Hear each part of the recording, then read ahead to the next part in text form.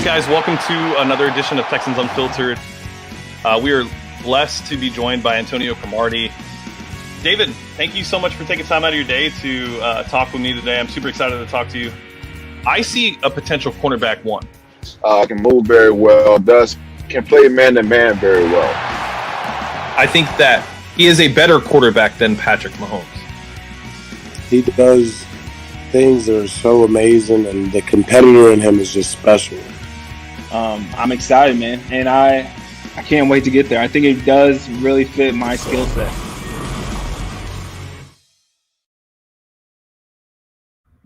All right, welcome to Texans Unfiltered. This is John Wade. You can find me at John A. Wade 3 on Twitter, and you can bug me as much as you would like.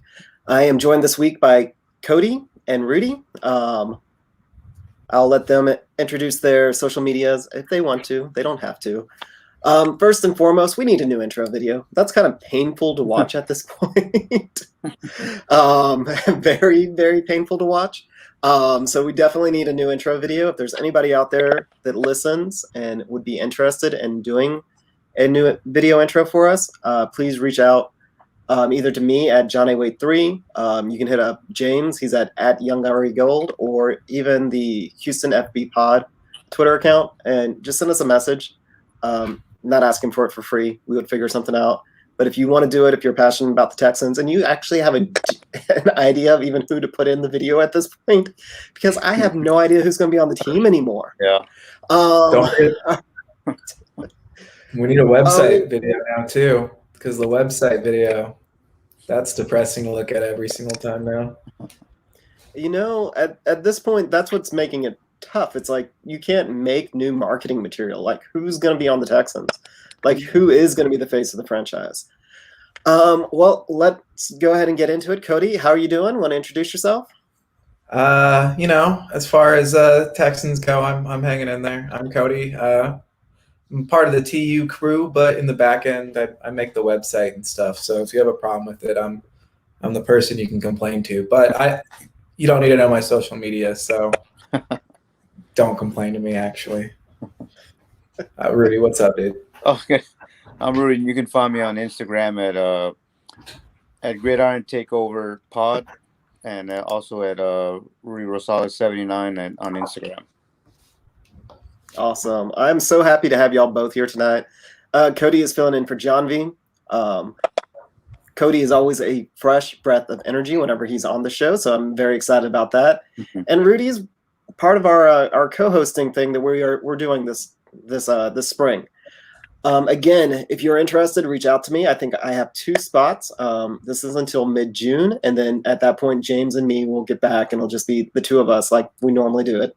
But right now, we're kind of having this fun thing where we're letting people come on, co-host. That way, especially right now with everything that is going on with the Texans, you get a wide variety of views on, the disaster down there on Kirby Lane. Well, Rudy, what is your general feeling right now? Are you, and I mean, nobody's optimistic, but yeah, what level of despair are you? Well, I mean, it's a long shot, but if they can somehow pull Deshaun back in to play at least a year, try it for a year maybe, see what we can do in a year. But I mean, I don't think it's going to happen as long as Jack Easterby's still here. I don't think it's going to happen. See what Nick Caserio can build through free agency with the limit cap we have. See what he does in the draft. Maybe might intrigue him to come back, try it for a year. But again, I highly doubt it. I'm just waiting to hear that breaking news that Deshaun Watson's been traded. So, Cody, how are you feeling, bud? You're like one of the most optimistic Texans fans I have ever met and never known. Houston sports in general. I mean, yeah. Granted, you do give me a hard time when I say the Longhorns are my happy team. But other than that, for someone that follows, the Horns and all the Houston teams, you're usually pretty upbeat. How are you feeling right now? Oh man, I think that word highly doubt, or that phrase highly doubt is pretty apt on this. So it's hard to find things to be positive about. I went looking knowing I'd be on this and struggled after maybe 3 bullet points. So I expect Deshaun to be traded. I don't want it to happen, but at this point, I've mentally prepared myself for it and waiting to see what this new Texas path will be. I'm just sad. I'm just sad. But Aren't we all? normally take solace with the Rockets, but that's even hard now too. So, well, what are you doing right now to take your mind off the mess of being a Houston sports fan? video games, lots of video games. So, okay, what yeah. video games? Is there anything good out right now? Because I'm asking for suggestions at this point. I'm gonna plug Valheim. I've been building lots of lovely little Viking buildings, so that's what I'll plug. But Cyberpunk, if you can get it to work. Rudy, what about you? Do you have any suggestions? Just spend time with the family, man. I mean, that's always good. Spend time with the family, you know. I mean, my kid's about to go on spring break. I'm gonna be on vacation next week, so I want to try to do as much as I can with her, and just have fun with her and just take my mind off sports for a while. Because I mean, even this year, I was kind of numb to it. I mean, I watched, but I watch just I have to watch. I mean, I'm just a fan. I mean, So how long have you been a fan of Houston football, Rudy? Well, like I was telling we were talking earlier about the Oilers. I was an Oilers fan when they left.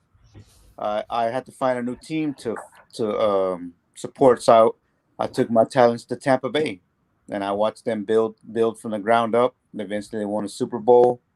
Then the Texans came back, and I wasn't with the Texans right away because I didn't like some of the moves they made with drafting David Carr and just some of the moves. I think I started becoming a fan like in 2006 or so. So like a few years after they came back into the league, I started becoming a fan again. You see, Tampa Bay actually gives me a little bit of hope because they were such a disaster of a franchise for so long. Remember, they had a chance to draft Bo Jackson first overall, and they messed that up. Like, this is a very dysfunctional franchise. Historically, they now have 2 Super Bowl wins. 2 Super Bowl wins. Yeah. So there's a hope for, dysfunctional franchises out there, and I use Tampa Bay as my hope. What about you, Cody? How long have you been a Texans fan or a Houston fan in general? I mean, I've been a Houston sports fan since growing up, Texans fan since 2002. But I mean, like, I consider myself a super fan. So probably like 2016 when I became like a super duper fan or so. At least like that's when I started knowing, like the third round cornerback or the third string cornerback or so. And so both of y'all have been Texans fans for a while, or Houston football fans for a while. Where would you rank this current situation in the scale of pain? Like, what season? Is there another season out there that even is comparable to it?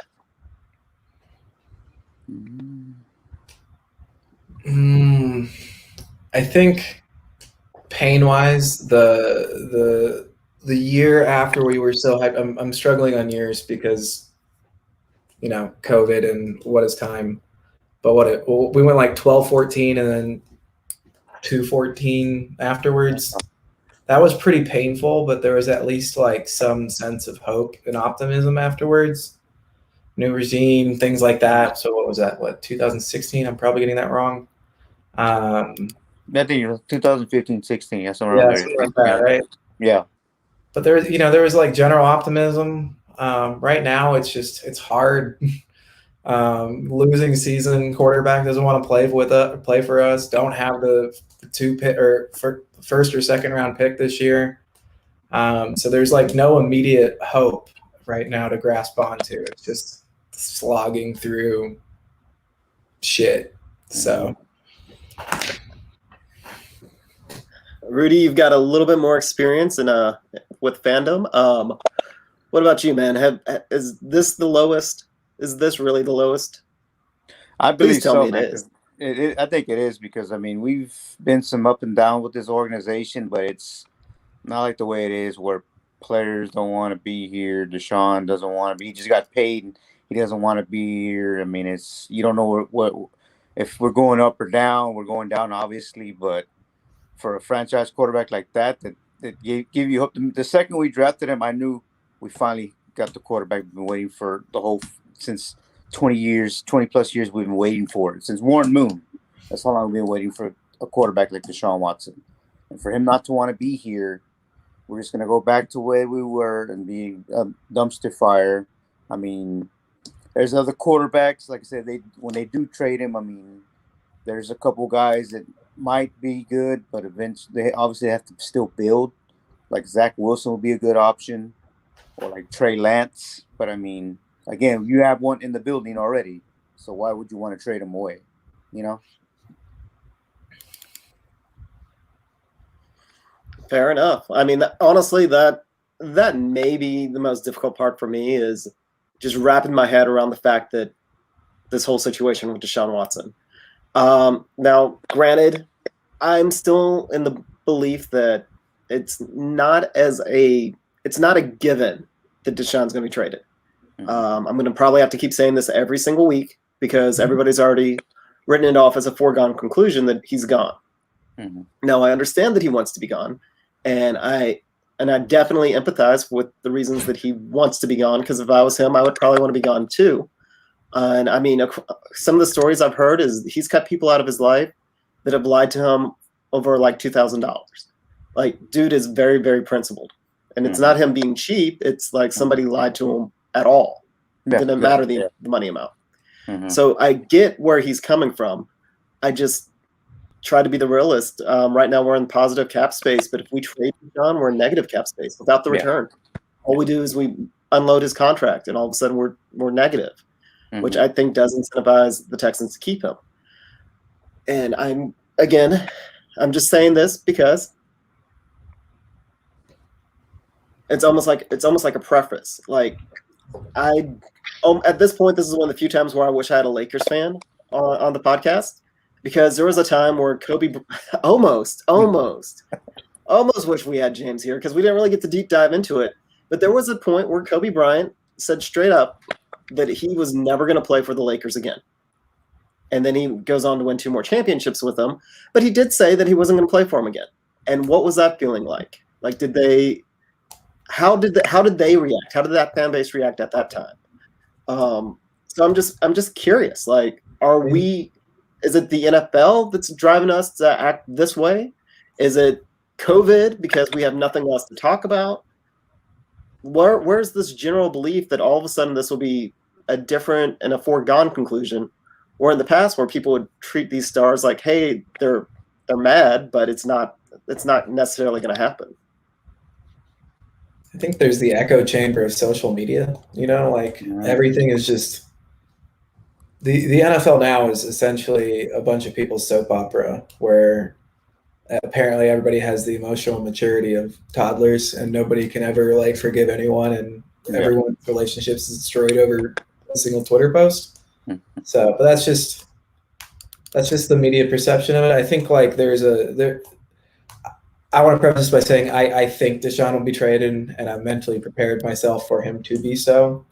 But there's very realistic situations where Deshaun, Cal, Easterby, whoever is involved in these situations, Nick, could get together, have an adult conversation, and hash out their problems. Yeah. We don't have to go so far as Kobe Bryant. We can look at Hakeem Olajuwon for Rockets fans. And Rudy, I'd be curious if you were a Rockets fan at that time, because I was 4. So. Oh, yeah, I was a Rockets fan. Yeah, I mean, it's – I know they said that he talked to David Culley via Zoom. He said he didn't want nothing to do with the Texans. He didn't want to play.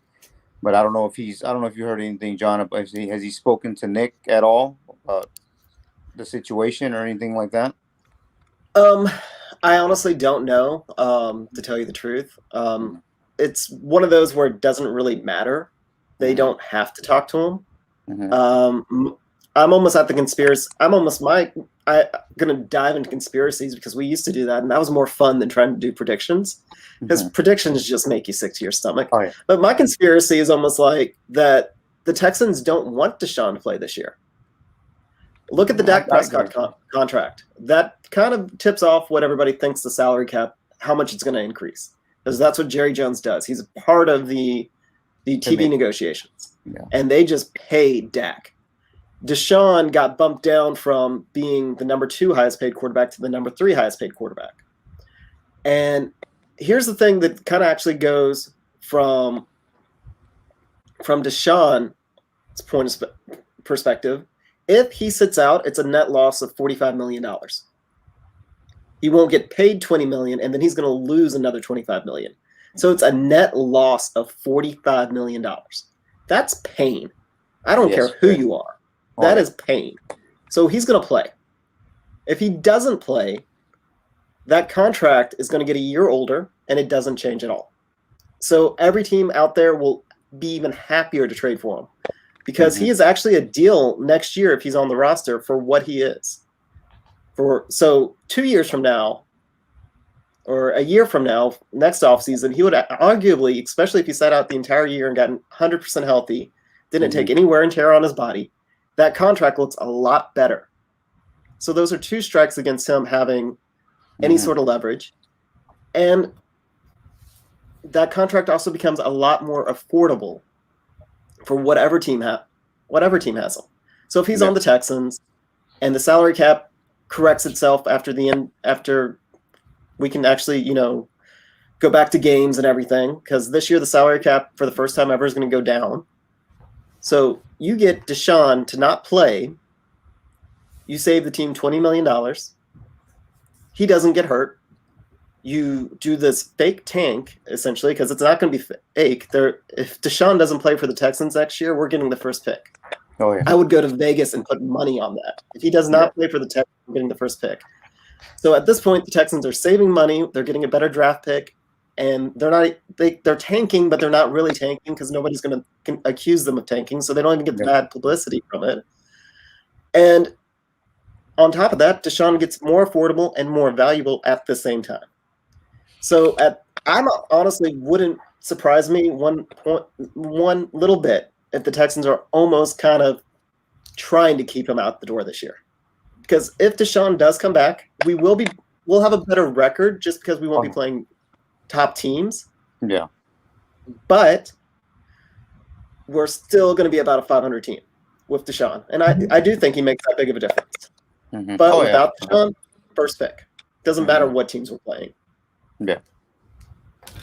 I think there's a couple arguments that leverage that are always thrown around that I also don't think hold a lot of water, especially when you consider who Deshaun is and his motivations. Like if you read Twitter or Reddit, a lot of people talk about, oh, well, Deshaun could just, phone it in and throw interceptions on purpose or fake an injury.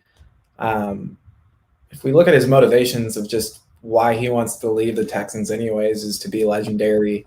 I think those things are pretty hard to imagine he'd do to hurt his legacy when he wants to be legendary.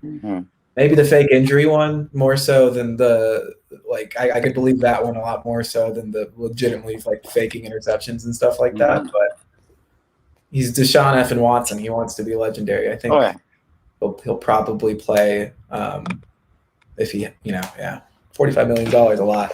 A lot of money. Yeah. Yeah. Well, our intro went about 20 minutes longer than I actually expected it to. So a little bit of news today. We're not franchise tagging Will Fuller. COVID opt-out is not existent for next year. At so this can't time. Use that one. Okay. You cannot use that. Okay. And honestly, they would probably take him to arbitration. And with the way that he's been speaking, and then COVID opt-out, he's probably not going to get it because he also has to be a high risk. He has to have some sort of medical risk. So I can see him getting bruised ribs and all of a sudden he has chronic pain for the rest of the season and he gets a physician to sign off on it. But for his contract to not toll, he does have to have a legitimate injury and it has to be signed off by a physician, a team physician. So not an independent physician, one of the Texans physicians. So it's and the NFL is stacked against the players, and we've talked about it. My more leftist beliefs. I actually don't like the fact that the NFL is so stacked against the players because they do legitimately throw their body out there in a way Yeah. that no other sport does, and I hate that for them, that they're not taking better care of them. But the Houston fan in me, like, it's not a lot of hope, because I think what it ultimately does is that leverage drives the going price for Watson up. It makes it a lot more expensive for other teams to trade him because the Texans don't have to trade him. That's the point ultimately that I've been trying to make, is the Texans do hold the leverage. Now, if they get an offer that is just mind-blowing, that gives them a chance to go get a quarterback, I think they'll take it. But I don't – there's almost like this defeatist attitude out there that Watson said he wants out, so the Texans have no choice, or it's completely the opposite. Deshaun can say whatever he wants. The Texans have all the power. But that gets back to what I was trying to actually talk about. Will Fuller, he's gone. How are we feeling about this? Do we think that actually pisses off Watson even more? Oh, I'm sure. Do we really think probably. Fuller's gone? Do you think we're going to try probably. and sign him? Like, he didn't have to necessarily be franchise tagged to come back, but I mean obviously. I don't think him not getting a franchise tag necessarily means he's gone. I think there was some reports that we were interested in signing him long term. Like maybe he tests the market and we have a considerable offer on the table. Who knows? I don't think that's indicative though immediately that he's gone. He's probably gone though, but doesn't mean I'm holding on hope. Yeah, there's a hope. I mean, yeah, like so there's a hope. I mean, they could probably he can go test the market and see what's out there, and he could come back. But at the same time, too, their mindset is they have another guy, and Isaiah Coulter didn't even touch the field last year. That's a little bit bigger, just as fast. I mean, and when we got a good wide receivers coach finally, and was it Robert Prince? So it helped develop him and bring him along, unlike the other regime that didn't even let him touch the field last year. Oh, yeah, I definitely agree with that. That was one of my biggest points of contention with the coaching staff all season when we knew it was a lost season and we weren't playing rookies. That just pissed me off beyond belief. Oh, yeah. However, I mean, I've said before the offseason started that it was either going to be Cooks or Fuller. I couldn't see us bringing back both. Cooks is still on the roster, and he gets along with Easterby, so there's 2 points in his favor. Yeah. So, unfortunately, I don't think Fuller's back. I do think that it is sad, but he'll go out there and he'll test his market. He is I think he's like the number 2 wide receiver, maybe number 3 wide receiver that actually reached free agency. Just kind of depending on what you're looking for. I think he's better than Galladay, actually. I do like Kenny Galladay, but I do like Will Fuller. Do what? I said we're a little biased, though. We are a little biased, but I think the thing about Fuller that is drastically underrated is somebody with his speed typically doesn't run routes as well as he does. Yeah. And that is something that I really came to appreciate the more and more I watched Fuller. Now, Galladay doesn't have that speed. He is a little bit more, he's more physical. He's not going to get hurt. He's not going to break down. And, I mean, those are all, it's kind of a push. It kind of depends on what your offense is trying to do. But how they were able to fit Fuller in last year and Fuller and Cooks, the way that they actually complemented themselves, I think they did complement themselves very well when they're both out there. So I would love to have Fuller come back, but right now, like just the financial situation, I just don't see the Texans paying both Cooks and Fuller. And then the biggest loss of them all, Cody, what are you going to do? This what's going to make you turn in your jersey? Close, man. The Gilly news really got right here, dude. Gilly, if you can hear this, I hope you land on your feet, dude. Like, I love you, man. I'm really sad. So, for those of you that aren't aware, Cullen Gillespie was cut today with an injury designation. So they essentially said he wasn't healthy. That's why they cut him. We also didn't use him at all last year. We used Akins in that kind of H-back role. And when Gillespie did play, he only played special teams. Yeah. Even though that Buffalo Bills game, the playoff game, we were just talking about it, he had some key blocks, and my heart kind of breaks that we didn't try to use him more because he actually showed himself as a better blocker than Akins or pretty much anyone else we had on offense until, strangely enough, David Johnson. So I'm kind of surprised by that, but I don't know if that means that we're going with a fullback less offense. We may still try and fill that role. Fullbacks are pretty much a dime a dozen because they're not a very used position anymore, but they are still used in college. So if there's a guy out there that they like, we may still draft one, bring one in cheap. I think with Gilly, it was just more injuries than anything else. I'm actually surprised Cody didn't have more to say about this.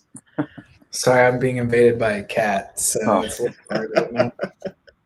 He's in mourning. You can tell, see in his eyes that he's sad about it. He's just so sad that he has nothing to say. I didn't know that he got cut with an injury designation. I just thought he got waived. It was due to his back injury. Apparently, he was never healthy all season. But yeah, he had some really key blocks in that playoff game. I'd say also Duke Johnson was an underappreciated blocker. Dude blocked 2 people, maybe illegally, but did that also in the same Bills game. But yeah, I mean, it sucks. But I mean, if he wasn't ever healthy, like it sucks. But it's a what can you do for me now, league? Yeah. All right. Well, I feel a lot less guilty cheering for Aggies now since I'm a guy. All right. Well, let's get into the meat of it. Talk about free agents. Well, Rudy, do you have any free agent targets that you really hope the Texans go after? Like, who's your guy? Well, I mean, I have guys, but like I said, we don't have a lot of caps, so they're gonna have to do a lot of bargain shopping, So, and I hate saying this, but I told my cousin this a while back. Don't be surprised if we bring in James White, the running back from New England, like to fill that Duke Johnson role, because he's still serviceable. I mean, he killed us every time we played him every year and every year during the regular season and the playoffs. So I mean, he's serviceable, but again, it's just one of the. If I had my wish, of course, I'd want Williams, the cornerback from Cincinnati, but he's just going to cost way too much to get here.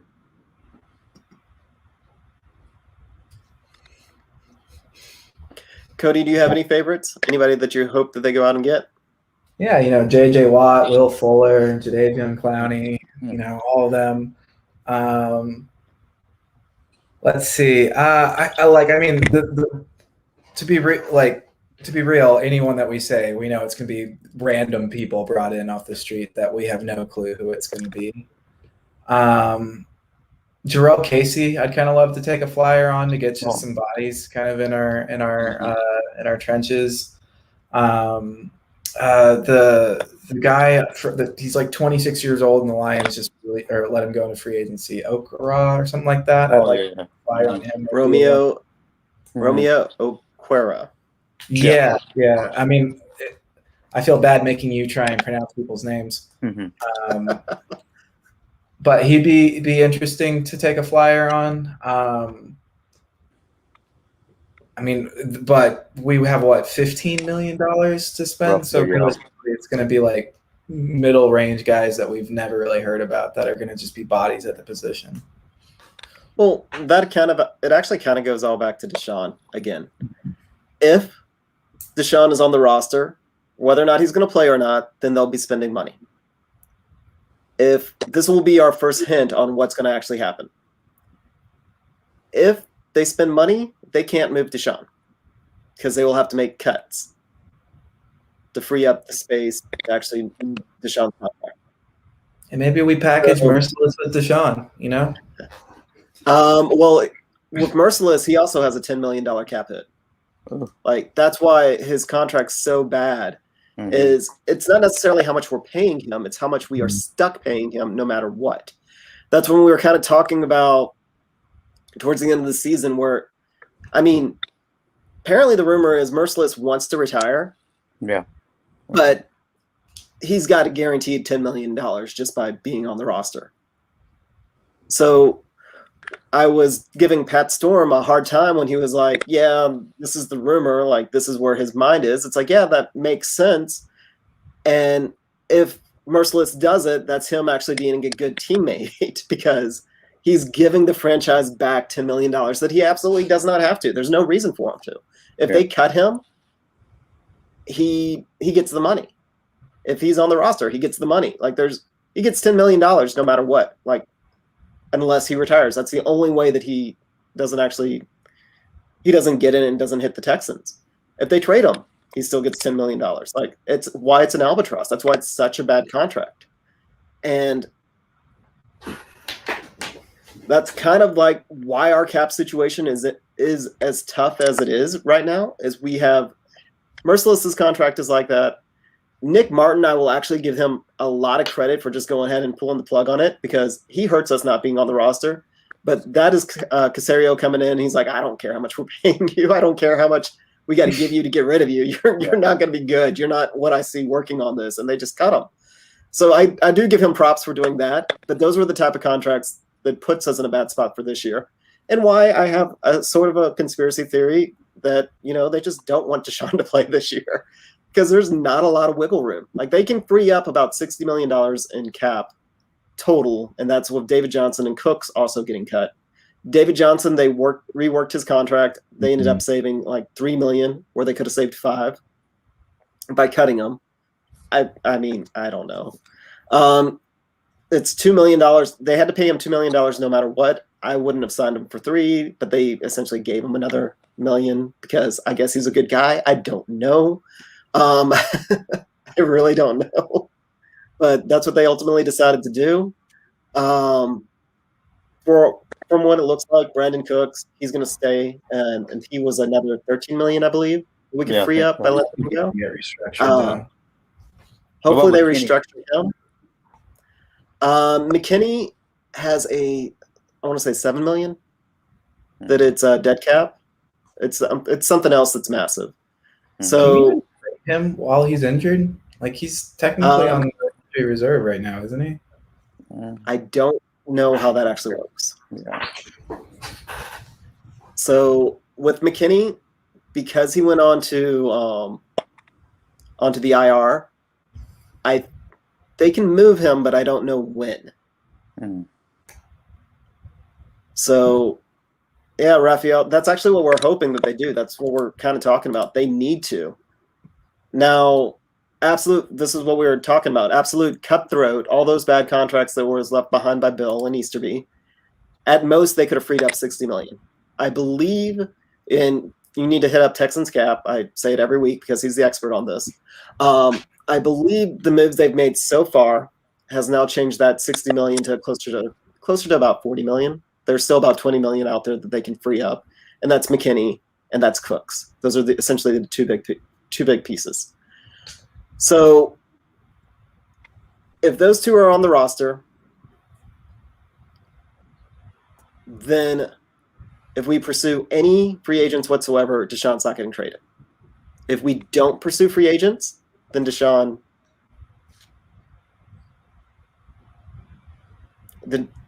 probably going to be traded. What's your definition of pursue agents? Because I think we still have to, at the base, fill a roster of 53 people. Mm-hmm. Right.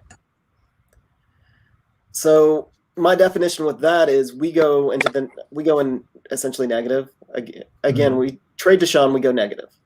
Mm-hmm. I need somebody better at math with me here, but I do need somebody better. But it's one of those where if we just trade Deshaun, we have to get rid of contracts. We have to shed contracts to get rid of Deshaun, also to make room for whomever we bring back. So we're shedding contracts to bring on assets.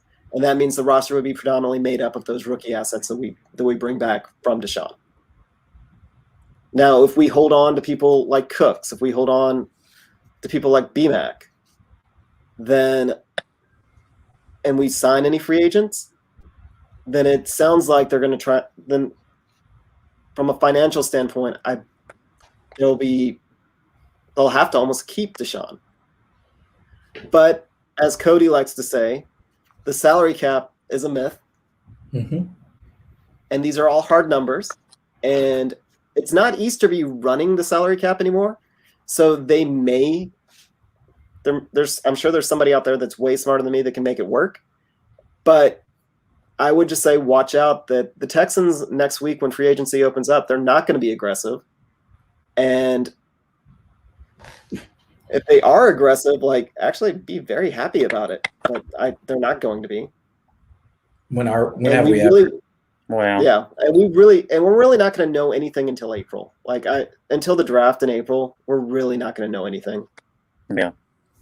Unless they absolutely surprise us and actually make a couple of moves next week. And then at that point, then we can just feel better about everything. We may not get to watch Deshaun play, but we can start to feel better. Yeah. All right. Well, for those of you, we're going to just kind of play a little bit of a game. For those of you that follow around the NFL, Greg Rosenthal wrote the top 100 NFL free agents list for 2021. I'm sorry. Great list. The Around the NFL guys, they always do a great job of this stuff. So that's what I'm going to steal from him, and we're going to kind of play with it. So the first and the top one, you are now, Cody, you are now GM of the Texans. You and Rudy, you are Easterby and Caserio now. And I'm going to let y'all, we're just going to kind of go down the list and tell me whether or not you think some of these guys would be a good fit, if you would try to make a move for them, if you think we could afford them. I have dibs on Caserio in that jawline. I'm just throwing it out there. I'm not going to be Easterby, so. And whether or not you think whether or not you even think the Texans should even pursue these guys. So the number one free agent right now in the power rankings is Trent Williams. Hall of Fame caliber offensive lineman. He's a tackle. One of the things that I've seen, you tell me if this is crazy. We go get him, put him at right tackle. Move Titus Howard to guard. Right guard. Might work. I would be all right with that. I think that could work. Could work, but would you do it? Oh yeah. I love Titus at tackle. You love Titus at tackle? I love Titus at tackle. He's nasty. Yeah, actually, Titus chicken spaghetti Howard, man. Actually, the year he got drafted, I told my cousin that night, I go, Titus Howard is going to be the first round draft pick for the Texans. He didn't believe me, and it happened. All right. Next player, the number 2 guy is Shaquille Barrett. Sack leader last year. This year he was a little bit down, but during the playoffs, he lit the world on fire. He's a little bit undermanned, but do you think he could come in and play edge in Lovie Smith's camp of 2? Of course, yeah. I mean, I think he can definitely play it. I don't think he's a realistic free agent target, though. Okay. So you'd pass on him? Would you? I mean, are you saying I think it would take all of our cap space to sign him. All of it, yeah. Okay. All of it.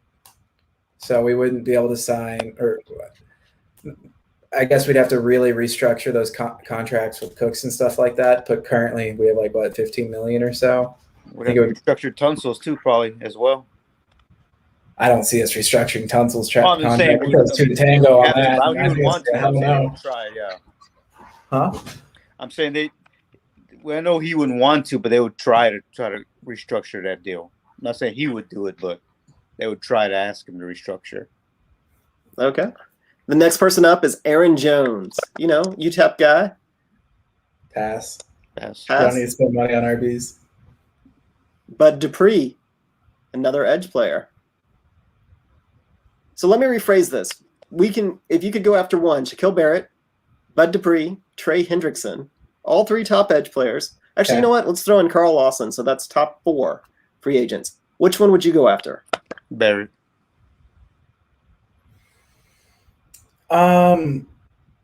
Probably Lawson just because of his age, honestly. But I could see Bud Dupree being a sneaky move that could actually happen just because he's coming off his injury.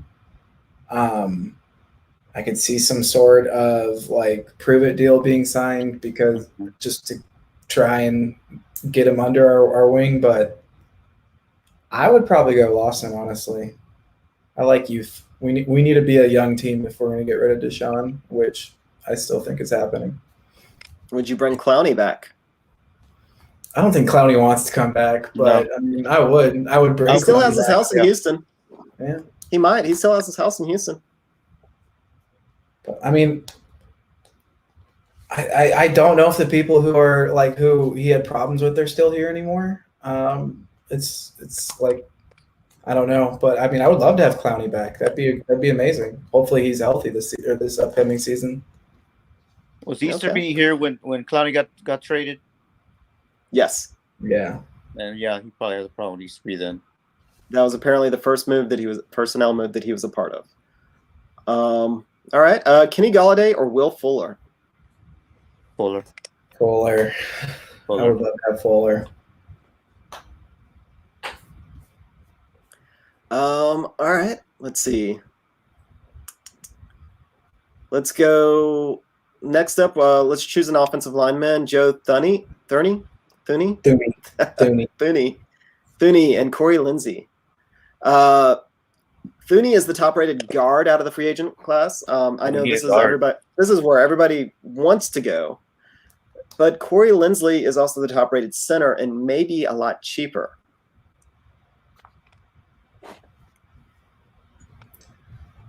I mean, if we have to pick them, I'd rather go Thuney, especially since we just spent money on what Britt is how you pronounce it, I believe. Yeah. I do like. I'm not a huge film nerd, so I do wonder how Fulton particularly will play better with maybe hopefully a more competent center play that can help. No, Fulton needs to go. He got to go. That's another guy when you get rid of Fulton. I Got to agree. go. I agree, and we also I think need to make sure that we keep on playing Sharping. But Yes. I mean, if we have money for Thuney, let's do it. You know. Yeah. Okay. William Jackson, or Shaquille Griffin? Williams.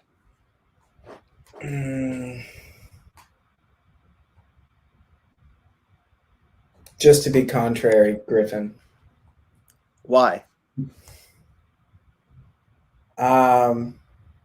Just to be contrarian. So. Shaquille Griffin is actually 2 years younger than William Jackson, which is surprising to me. Mm. I don't know. There's just not like anyone in the cornerbacks group that I'm like particularly jazzed about. I guess Patrick Peterson is a free agent, isn't he? But he's what, like 32, and Yeah, he's like 32. I mean, Williams. bad Williams, year. I think, can fit in the Tampa 2. I think in the scheme, he can fit that scheme. That's the only reason I say maybe him compared to Griffin. Okay. Okay, then I changed my convince me. Jonnu Smith or Hunter Henry? Jonnu, dude. Yeah, Dude's so fast. oh yeah. Plus, I have him like Both in 2 a different fantasy leagues, and it made I had him, it a lot easier too. So, Okay. These are kind of dropping down a little bit further down the ranks because these are probably more realistic targets. Justin Houston or Hassan Reddick, both edge players. Son Reddick might be too expensive. You think? Well, I think so.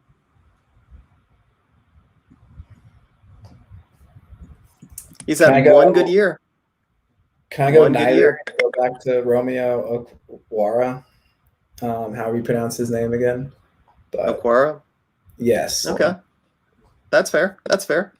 Let's see. Would you be happy with either Ronald Darby or Jason Barrett? Didn't we try out Jason Barrett like last year or 2 years ago, and then he ended up signing with San Francisco? Very hard, and it settled for Roby 2 years ago. I'd be interested to bring back if he's healthy. I mean, that's because he's always had a lot of health issues. This is probably his first year that he was actually healthy. But I mean, kick the tires on him, yeah. When he's played, like when he's been healthy, he's by all accounts been really amazing. So we're in theoretical land with our GM ship. So like, of course, everyone's healthy. It's all potential. I know. All gas, no brakes. Let's go, baby. So. All right. Oh, Ronald Darby or Richard Sherman? Sherman, just because I love Sherman. Yeah, leadership. Yeah, Yeah. he's a dog still, even though he's a little bit older. He still has that leadership quality. Would you rather do Sherman or Xavier Rhodes? Sherman? Yeah, Sherman. Yeah. Really? Rhodes is coming over from the exact same scheme over in Indianapolis. Yeah, but he. But they rotate. They rotate into cover 3 sometimes. But I mean, Yeah. same scheme. I mean, he's coming back from a decent year after a pretty awful year the year before that, and then an even worse year before that. So it's just been a historical trend of just not great performance. Whereas, Okay. that's Sherman or Pat Pete? I'd say Peterson. Yeah, I would believe that Peterson could probably come back into form in some way. And if not, he could probably take on some sort of technician route a la why am I forgetting? He just went to the Titans this last year. He was on our team for like 13 years. Oh, Jonathan Joseph. Yes, Jonathan Joseph. Yeah. All I right. think Peterson has a little bit left in the tank. He can probably help us out. All right. Keanu Neal or Malik Hooker? Malik Hooker, just on potential, because I know he's been hurt and he hasn't really played much and he hasn't reached his potential. But I think just on potential alone, I think a change of scenery would help him out. I mean, Hooker's coming off an Achilles. Yeah, that's true. Keanu Neal is Warden Jordan, Texans Thoughts favorite free agents. Oh, from Atlanta. Malik Hooker. So and then Malik Hooker is one of James's Young Ari Gold, one of his favorite draft picks of all time. He absolutely gets upset every time that he talks about and realizes that he's on Indianapolis. So to me, like, just kind of curious. So Malik Hooker with his torn ACL or Keanu Neal, who can't stay healthy, who has had, among other things, a broken leg in the past 2 years. Malik Hooker. Yeah, Malik Hooker. You say ACL or Achilles? Because you said Achilles. Everyone's getting back from Achilles now, you know? Like who? KD. So, of course, that's, basketball, but whatever. That's only basketball. Only basketball. Only basketball. All right. So, final question. Who do you think is going to be our starting quarterback next year? Rudy, you go.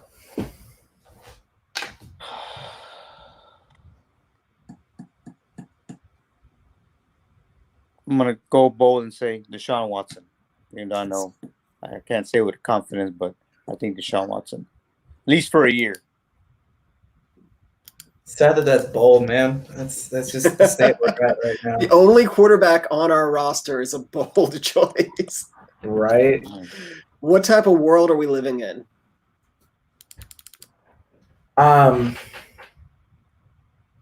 Zach Wilson. That's who I'm going to go with. Zach Wilson.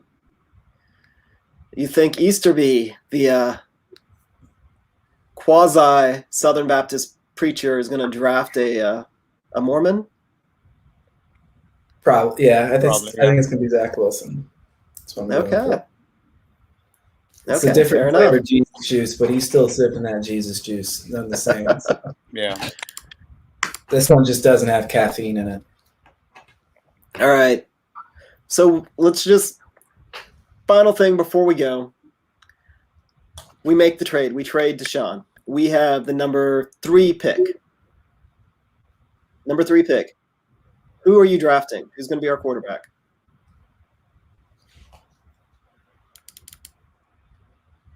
Zach Wilson, baby. Zach I just Wilson. said it. Zach Wilson? Yeah. Yeah. Purely because I don't want to deal with David Mulligetta again. Yeah. No. So, What if Zach Wilson goes number 2? Trey Lance. straight down. You would draft Trey Lance at number 3? Yeah. Okay. Trade down, get Andy Dalton, tank, none the same. Go at it next year with a fresh book and a whole lot of cap space. Fair enough. All right. Well, Rudy, tell us where we can find you. Anything you want to shout out, anything you want to pimp, just go ahead and let everybody know. Well, you can find me on Instagram at Gridiron Takeover Pod, and then you can also find me on my personal one at Rudy Rosales 79 at Instagram. And hopefully we'll see. Hopefully the free agency, I know they're going to make a lot of splashes, but maybe little, bargain deals. And I'm normally excited for the draft every year. This year, I don't know what the hell is going to happen, so just got to wait and see like everybody else. At least we have something to watch for, right? Oh, yeah. Regardless of what's going to happen. So. Yeah. They're at least keeping us engaged all off season. Cody, anything else you want to touch on? Shout out? Anything you want to say? Because I know you don't want to give away your social media. Go to the website, read all the great content everyone at TU is producing.